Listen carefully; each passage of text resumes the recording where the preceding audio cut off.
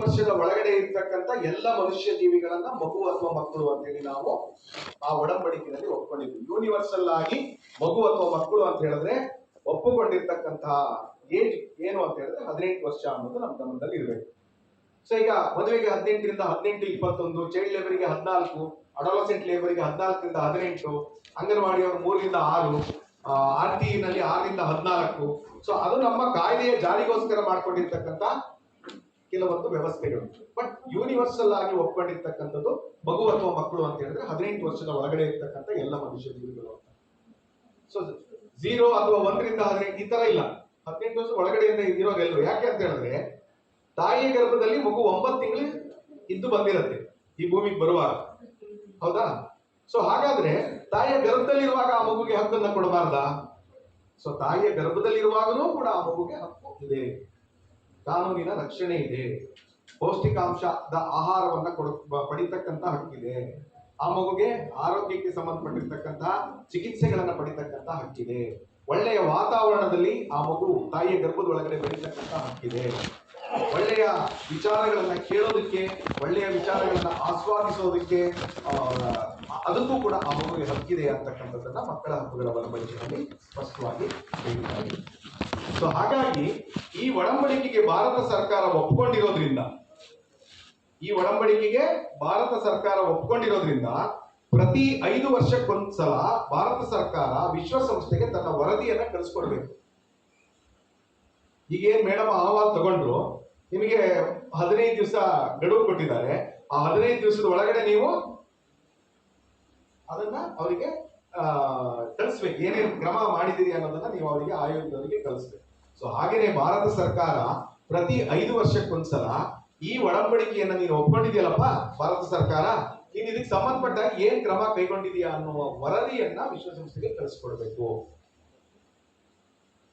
ವಿಶ್ವಸಂಸ್ಥೆಗೆ ಕಳಿಸ್ಕೊಟ್ಟಿರ್ತಕ್ಕಂಥ ವರದಿ ಏನಿದೆಯಲ್ಲ, ಈಗ ನೀವು ಮೇಡಮ್ ಅವರಿಗೆ ಒಂದು ವರದಿ ಕಳಿಸ್ಕೊಡ್ತೀನಿ, ನಾನು ಇಂತಿಂತ ಕ್ರಮ ಕೈಗೊಂಡೆ ಅಂತೇಳಿ.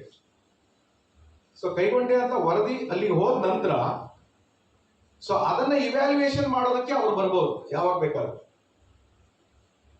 ಹೌದಾ? ಈ ಶಾಲೆನಲ್ಲಿ ಏನೇನ್ ಸಮಸ್ಯೆಗಳು ಬಂದ್ವು ಅದು ಸರಿ ಆಗಿದೆಯೋ ಇಲ್ವೋ ಅಂತೇಳಿ ಇನ್ನೊಂದು ದಿವಸ 3 ತಿಂಗಳ ನಂತರ ಯಾವಾಗಲೂ ಅಂತ ಮೇಡಮ್ ಅವರು ಅಥವಾ ಅವ್ರ ಟೀಮನ್ನು ಯಾರನ್ನಾದ್ರೂ ಒಬ್ಬರನ್ನ ಕಳಿಸಿ ಆ ಪ್ರಶ್ನೆಗೆ ಸಂಬಂಧಪಟ್ಟಿರೋ ಶಾಲೆಗೆ ಹೋಗಿ ಆ ಮಗು ಹತ್ರ ಹೋಗಿ ಈ ತರ ಒಂದು ಪ್ರಶ್ನೆ ಕೇಳಿದ್ಯಪ್ಪ, ನಿನ್ಗೆ ಏನಾಯ್ತು, ಪರಿಹಾರ ಸಿಗ್ತಾ ಅಥವಾ ಶಾಲೆನಲ್ಲಿ ಬಗೆಹರಿತಾ ಅಂತೇಳಿ ಇವ್ಯಾಲ್ಯೂಯೇಷನ್ ಬಂದು ಮಾಡಬಹುದು. ಬಟ್ ಮಾಡ್ತಾರೋ ಇಲ್ಲ ನನಗೆ ಗೊತ್ತಿಲ್ಲ. ಬಟ್ ವಿಶ್ವಸಂಸ್ಥೆ ಮಾತ್ರ ಆ ಇವ್ಯಾಲ್ಯೂಯೇಷನ್ ಅನ್ನ ಪಕ್ಕಾ ಮಾಡುತ್ತೆ.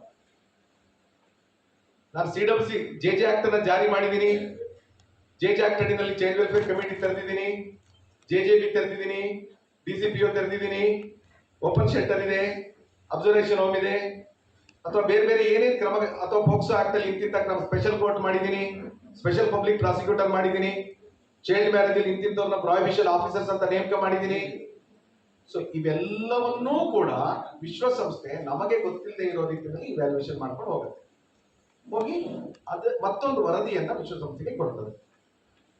ಸೊ ವಿಶ್ವಸಂಸ್ಥೆಗೆ ಕೊಟ್ಟ ನಂತರ ಅಲ್ಲಿ ಏನಾದ್ರೂ ನಾವು ಕೊಟ್ಟಿರುವ ವರದಿನಲ್ಲಿ ಹಾಗೆ ನಾವು ಪ್ರಾಕ್ಟಿಕಲ್ ಆಗಿ ಮಾಡಿರ್ತಕ್ಕಂಥ ಕೆಲಸದಲ್ಲಿ ಏನಾದ್ರು ವ್ಯತ್ಯಾಸ ಇತ್ತು ಅಂತ ಹೇಳಿದ್ರೆ ಮುಂದಿನ ಕ್ರಮ ಅವರು ಮತ್ತೆ ತಗೊಳ್ತಾರೆ ವಿಶ್ವಸಂಸ್ಥೆ. ಸೊ ಹಾಗಾಗಿ ಈ ಒಡಂಬಡಿಕೆಗೆ ಸಹಿ ಮಾಡಿರುವ ಕಾರಣಕ್ಕೆ, ಈ ಒಡಂಬಡಿಕೆಯನ್ನ ಭಾರತ ಸರ್ಕಾರ ಒಪ್ಕೊಂಡಿರೋ ಕಾರಣಕ್ಕೆ, ಈ ಒಡಂಬಡಿಕೆಯಲ್ಲಿ ಇಂತಿಂತದ್ದನ್ನ ಮಾಡಿ ಅಂತ ಹೇಳಿರೋ ಕಾರಣಕ್ಕೆ ಸೊ ನಾವೆಲ್ಲ ಈ ಕೆಲಸಗಳನ್ನ ಮಾಡ್ತಾ ಇದ್ದೀವಿ.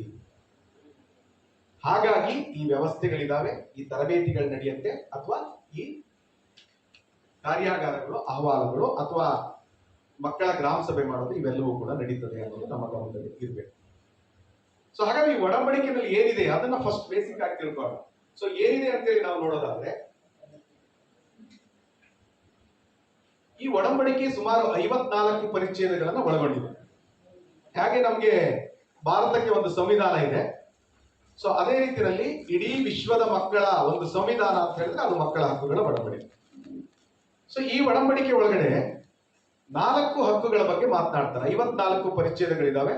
ಸೊ 54 ಪರಿಚ್ಛೇದಗಳಲ್ಲಿ 4 ಹಕ್ಕುಗಳ ಬಗ್ಗೆ ಮಾತನಾಡ್ತಾರೆ. ಸೊ ಏನು 41ನೇ ಹಕ್ಕು, ಆರ್ಟಿಕಲ್ 41ವರೆಗೂ ಕೂಡ ಮಕ್ಕಳ ಈ 4 ಹಕ್ಕುಗಳ ಬಗ್ಗೆ ಮಾತನಾಡ್ತಾರೆ. ಸೊ 42ರಿಂದ 54ರವರೆಗೂ ಕೂಡ ಅದನ್ನ ಜಾರಿ ಮಾಡತಕ್ಕಂತ ವ್ಯವಸ್ಥೆಗಳ ಬಗ್ಗೆ ಅದನ್ನ ಹೇಳ್ತಾ ಹೋಗ್ತಾರೆ. ಸೊ ನೋಡಿ, ಪ್ರಮುಖವಾಗಿ 4 ಹಕ್ಕುಗಳು. ಒಂದು, ರೈಟ್ ಟು ಲಿವ್, ಬದುಕುವ ಹಕ್ಕು. ರೈಟ್ ಟು ಪ್ರೊಟೆಕ್ಷನ್, ರಕ್ಷಣೆಯ ಹಕ್ಕು. ರೈಟ್ ಟು ಡೆವಲಪ್ಮೆಂಟ್, ಅಭಿವೃದ್ಧಿ ಮತ್ತೆ ವಿಕಾಸ ಹೊಂದತಕ್ಕಂಥ ಹಕ್ಕು. ರೈಟ್ ಟು ಪಾರ್ಟಿಸಿಪೇಷನ್, ಭಾಗವಹಿಸ್ತಕ್ಕಂಥ ಹಕ್ಕು. ಈ 4 ಹಕ್ಕುಗಳಿದ್ದಾವೆ. ಸೊ ಏನ್ ಹೇಳುತ್ತೆ ಈ ಹಕ್ಕು ಅಂತ ಹೇಳಿ ನಾವು ನೋಡೋದಾದ್ರೆ, ಸೊ ಬದುಕುವ ಹಕ್ಕಿನಲ್ಲಿ ಮೂಲಭೂತವಾಗಿ ತಾಯಿಯ ಗರ್ಭದಲ್ಲಿ ಗರ್ಭಾಂಕುರ ಆಗಿರ್ತಕ್ಕಂಥ ಪ್ರತಿಯೊಂದು ಭ್ರೂಣವೂ ಕೂಡ ಈ ಭೂಮಿಗೆ ಸುರಕ್ಷಿತವಾಗಿ ಬರಬೇಕು ಅಂತಕ್ಕಂಥದ್ದು ಬದುಕುವ ಹಕ್ಕಿನ ಉದ್ದೇಶ ಮತ್ತೆ ಆಶಯ. ಸೊ ಇವತ್ತು ನಮ್ಮ ಸೆಕ್ಸ್ ರೇಷಿಯೋ ಎಷ್ಟಿದೆ ಭಾರತದ್ದು? 1,000 ಪುರುಷರಿಗೆ ಎಷ್ಟು ಜನ ಹೆಣ್ಮಕ್ಳಿದ್ದಾರೆ ಭಾರತದ್ದು? ಎಷ್ಟು?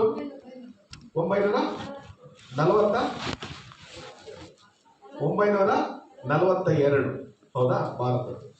ಕರ್ನಾಟಕದ್ದು 968.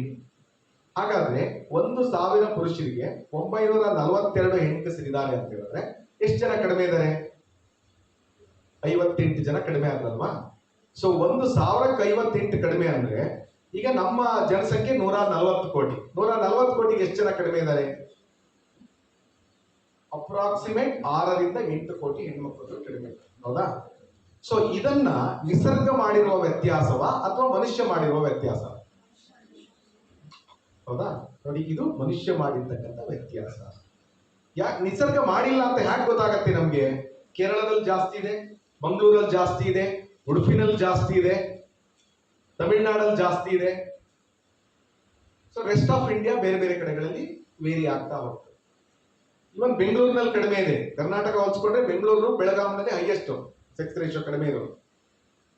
908 ವರೆಗೂ ಕೂಡ 908, 10 ಆ ಇದರಲ್ಲಿ ಇದೆ. ಸೊ ಹಾಗಾಗಿ ನಾವು ಎಷ್ಟೋ ಮಕ್ಕಳುಗಳನ್ನ ಭೂಮಿಗೆ ಬರೋದಕ್ಕೆ ಬಿಡ್ತಾ ಇಲ್ಲ. ತಾಯಿಯ ಗರ್ಭದ ಒಳಗಡೆ ಅವರನ್ನ ನಾವು ಸಾಯಿಸ್ತಾ ಇದೀವಿ. ಈಗಾಗಲೇ ಅಂಕಿಅಂಶಗಳು ಹೇಳಿದ್ದಾರೆ. ಮೇಡಮ್ ಅವರು ಅವಾಗ ಮಾತನಾಡುವಾಗ ಹೇಳಿದ್ರು ಬಾಲ ಗರ್ಭಿಣಿಯರು ಎಷ್ಟಿದ್ದಾರೆ ಅಂತ. ಹೌದಾ? ಸೊ ಅವ್ರ ಲೆಕ್ಕನೇ ಸಿಗಲ್ಲ ನಮ್ಗೆ. ಯಾಕಂದ್ರೆ ಅಂಗನವಾಡಿಗಳಲ್ಲಿ ಹೋದ್ರೆ ಆರೋಗ್ಯ ಕಾರ್ಡ್ ಸಿಗೋದಿಲ್ಲ. ಆಮೇಲೆ ಅವ್ರ ಕಾನೂನು ಅಡಿನಲ್ಲಿ ಅದು ತಪ್ಪು ಮಾಡಿರ್ತಾರೆ. ಹಾಗಾಗಿ ಇಲಾಖೆಗಳ ವ್ಯವಸ್ಥೆ ಅಡಿನಲ್ಲಿ ಅವ್ರು ಹೋಗೋದಕ್ಕೆ ಇಷ್ಟಪಡೋದಿಲ್ಲ. ಹೌದಾ? ಸೊ ಈ ರೀತಿಯಾಗಿ ಫಸ್ಟ್ ಮಗುವನ್ನ ಬದುಕೋದಕ್ಕೆ ಬಿಡ್ಬೇಕು. ತಾಯಿಯ ಗರ್ಭದಲ್ಲಿ ಇರ್ತಕ್ಕಂಥ ಭ್ರೂಣವನ್ನ ಈ ಭೂಮಿಗೆ ಸುರಕ್ಷಿತವಾಗಿ ಬರೋದಕ್ಕೆ ಬಿಡಬೇಕು ಅಂತ ಹೇಳಿ ಮಕ್ಕಳ ಹಕ್ಕುಗಳ ಒಡಂಬಡಿಕೆ ಹೇಳುತ್ತೆ. ಸೊ ಭೂಮಿಗೆ ಬಂದ ನಂತರ ಆ ಮಗುಗೆ ಒಂದು ಹೆಸರಿರಬೇಕು. ಆ ಮಗುಗೆ ಒಂದು ಕುಟುಂಬ ಇರಬೇಕು. ಕುಟುಂಬ ಅಂದ್ರೆ ಆ ಮಗುಗೆ ತಂದೆ ತಾಯಿ ಅಥವಾ ಪೋಷಕರು ಇರಬೇಕು. ಆ ಮಗುಗೆ ಒಂದು ಕುಟುಂಬ ಇರಬೇಕು. ಆ ಮಗುಗೆ ಒಂದು ರಾಷ್ಟ್ರೀಯತೆ ಇರಬೇಕು. ಹೆಸರಿಲ್ಲದೆ ಇರೋರ್ನ ಏನಂತ ಕರಿತೀವಿ ನಾವು? ಹೆಸರಿಲ್ಲದೆ ಇರೋರ್ನ ಏನಂತ ಕರಿತೀವಿ? ಅನಾಮಧೇಯರು ಅಂತ ಹೇಳ್ತೀವಿ. ಪೋಷಕರಿಲ್ಲದೆ ಇರೋರ್ನ ಏನಂತೀವಿ?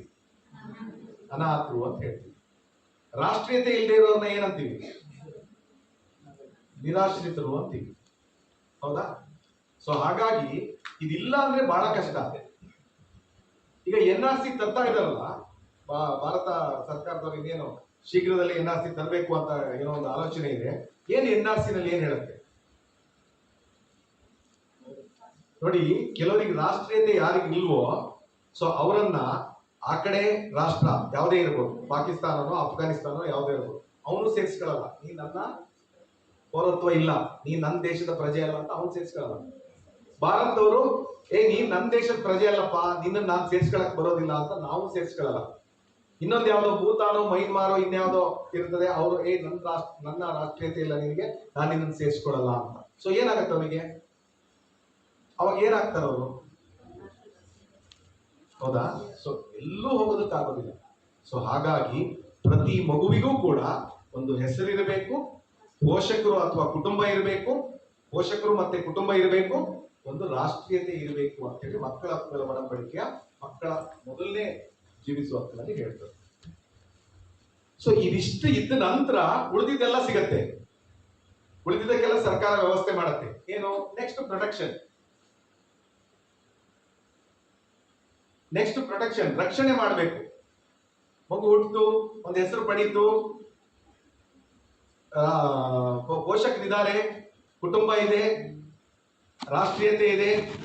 ಸೊ ಇದೆಲ್ಲ ಇದ್ದಾಗ ಸೊ ಆಮೇಲೆ ಆ ಮಗುಗೆ ರಕ್ಷಣೆ, ಪ್ರೊಟೆಕ್ಷನ್ ಮೆಕ್ಯಾನಿಸಮ್ ಶುರುವಾಗ್ತದೆ. ಏನು ಭ್ರೂಣ ಹತ್ಯೆ ಮಾಡಬಾರದು, pre conceptional, prenatal, diagnostic techniques regulation and prohibition act, ಪ್ರಸವ ಪೂರ್ವ ಲಿಂಗ ಪತ್ತೆ ನಿರ್ಧಾರಕ ತಡೆ ಕಾಯ್ದೆ 1994. ಇದರ ಅಡಿನಲ್ಲಿ PCPNDT ಆಕ್ಟ್, ಇದರ ಅಡಿನಲ್ಲಿ ಯಾವುದೇ ಭ್ರೂಣವನ್ನು ಕೂಡ ಹತ್ಯೆ ಮಾಡೋ ಹಾಗಿಲ್ಲ. ತಾಯಿಯ ಗರ್ಭದಲ್ಲಿರ್ತಕ್ಕಂಥ ಯಾವ ಭ್ರೂಣವನ್ನೂ ಕೂಡ ಯಾವುದೇ ಕಾರಣಕ್ಕೂ ಹತ್ಯೆ ಮಾಡೋ ಹಾಗಿಲ್ಲ. ಸೊ ಕೆಲವೊಂದು ಸಂದರ್ಭಗಳನ್ನು ಹೊರತುಪಡಿಸಿ ಅದು MTP ಆಕ್ಟ್ ಅಲ್ಲಿ ಹೇಳ್ತಾರೆ, ಮೆಡಿಕಲ್ ಟರ್ಮಿನೇಷನ್ ಆಫ್ ಪ್ರೆಗ್ನೆನ್ಸಿ ಅಂತ ಒಂದಿದೆ. ಆ ಮೆಡಿಕಲ್ ಟರ್ಮಿನೇಷನ್ ಆಫ್ ಪ್ರೆಗ್ನೆನ್ಸಿ 1979ರ ಕಾಯ್ದೆಯಲ್ಲಿ ಕೆಲವೊಂದು ಸಂದರ್ಭಗಳಲ್ಲಿ ತಾಯಿಯ ಭ್ರೂಣವನ್ನ ಟರ್ಮಿನೇಟ್ ಮಾಡಬಹುದು ಅಂತ ಹೇಳಿ ಹೇಳ್ತಾರೆ. ಅದು ಡಿಫ್ರೆಂಟ್ ಇಶ್ಯೂ ಆಗ್ಬಿಡಿ. ಬಟ್ ಇಲ್ಲಿ ಮೆಡಿಕಲ್ PCPNDT ಕಾಯ್ದೆ ಒಳಗಡೆ ಯಾವ ಭ್ರೂಣವನ್ನೂ ಕೂಡ ಹತ್ಯೆ ಮಾಡೋ ಹಾಗಿಲ್ಲ. ಸೊ ಹಾಗೇನ ಹತ್ಯೆ ಮಾಡಿದ್ರೆ ಅದು ಅಪರಾಧ ಅಂತ. ಸೊ ಈಗ ಅದು ಚಾಲನೆ ಕೊಂಡಿದೆ. ಈಗ ಎಲ್ಲ ನಮ್ಮ ಇಲಾಖೆಗಳು ಆಕ್ಟಿವ್ ಆಗಿದೆ. ಹೆಲ್ತ್ ಡಿಪಾರ್ಟ್ಮೆಂಟ್ ಫುಲ್ ಆಕ್ಟಿವ್ ಆಗಿದೆ ಈಗ ಅದಕ್ಕೆ ಸಂಬಂಧಪಟ್ಟ. ಯಾಕೆ ಅಂತ ಹೇಳಿದ್ರೆ ಮೊನ್ನೆ ಮಂಡ್ಯದಲ್ಲಿ ಒಂದು ದೊಡ್ಡ ಘಟನೆ ಗೊತ್ತಿದ್ಯಾ? ಏನದು? ಹೆಲ್ತ್ನವರಿಗಂತೂ ಖಂಡಿತ ಗೊತ್ತಿರುತ್ತೆ, ಬೇರೆಯವ್ರಿಗೆ ಗೊತ್ತಿದ್ಯಾ? ಬೆಂಗಳೂರು ಮತ್ತೆ ಮೈಸೂರಿನಲ್ಲಿ ಈ ಕಾನೂನು ಬಾಹಿರವಾಗಿ ಏನ್ ಕನ್ಸೀವ್ ಆಗ್ತಾರೆ ಅಥವಾ ಕಾನೂನು ಬದ್ಧವಾಗಿಯೂ ಕನ್ಸೀವ್ ಆಗ್ತಕ್ಕಂಥ ಕೆಲವು ಸಂದರ್ಭಗಳಲ್ಲಿ ಈ PCPNDT ಕಾಯ್ದೆಯ ನಿಯಮಗಳನ್ನ ಉಲ್ಲಂಘನೆ ಮಾಡಿ ಗರ್ಭಪಾತ ಮಾಡೋದಕ್ಕೆ ಮಂಡ್ಯ ಕರ್ಕೊಂಡೋಗಿ ಕಬ್ಬಿಗದ್ದೆಯಲ್ಲಿ ಹೋಗಿ ಗರ್ಭಪಾತ ಮಾಡ್ತಾ ಇದ್ರು. ನೂರಾರು ಸಾವಿರಾರು ಮಗುಗಳ ಗರ್ಭಪಾತ ಮಾಡಿದ್ರು, ಒಂದೆರಡಲ್ಲ. ಸಿಕ್ಕಿರೋದು ಮಾತ್ರ 100, 500, 600 ಚಿಲ್ಲರೆ, ಸಾವಿರಾರು ಮಕ್ಕಳ ಗರ್ಭಪಾತ ಮಾಡಿದ್ದಾರೆ. ಎಲ್ಲರೂ ಕೂಡ white collar criminals. White collar criminals ಅಂತ ಹೇಳಿದ್ರೆ ಡಾಕ್ಟರೇಟ್ ಮಾಡಿರೋರು, ಡಾಕ್ಟರ್ಗಳು, MA ಮಾಡಿರೋರು, ದೊಡ್ಡ ದೊಡ್ಡ ದೊಡ್ಡ ಎಲ್ಲ degree, double degree, triple degree ಅವ್ರಿಗೆ. ಸೊ ಅಂತವ್ರು ಮಾಡ್ತಕ್ಕಂಥ ಅಪರಾಧಗಳು. ಸೊ ಹಾಗಾಗಿ ಯಾವುದೇ ಭ್ರೂಣ ಹತ್ಯೆಯನ್ನು ಮಾಡಬಾರದು ಅಂತ ಸೊ ಈಗ ಹೆಲ್ತ್ ಡಿಪಾರ್ಟ್ಮೆಂಟ್ ಬಹಳ ಸ್ಟ್ರಿಕ್ಟ್ ಆಗಿರ್ತಕ್ಕಂಥ ಆಕ್ಷನ್ ಅನ್ನ ತಗೊಳ್ತಾ ಇದೆ ಅದಕ್ಕೆ ಸಂಬಂಧಪಟ್ಟ ಭ್ರೂಣ ಹತ್ಯೆಗೆ ಸಂಬಂಧಪಟ್ಟ.